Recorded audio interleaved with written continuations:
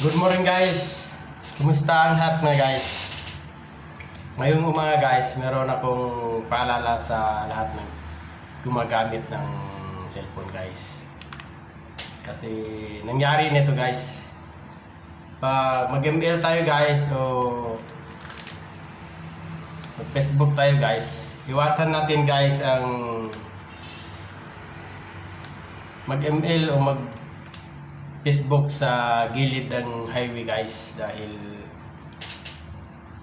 kagabi guys nangyari na sa barangay namin guys, Barangay de Oro.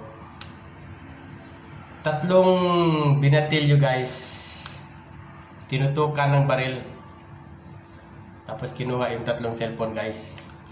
Kagabi mga alas 8 mahigit guys nangyari yun.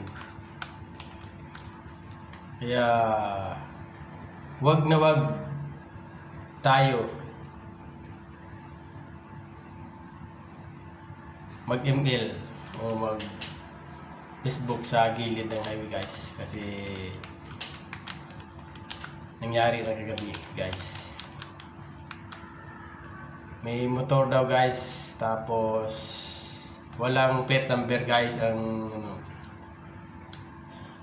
nang hold up sa tatlong binatilyo sa Barangay de Oro guys.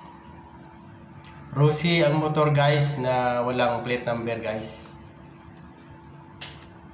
Kaya iwasan natin guys pag gamit tayo ng cellphone guys. Huwag sa gilid ng highway guys.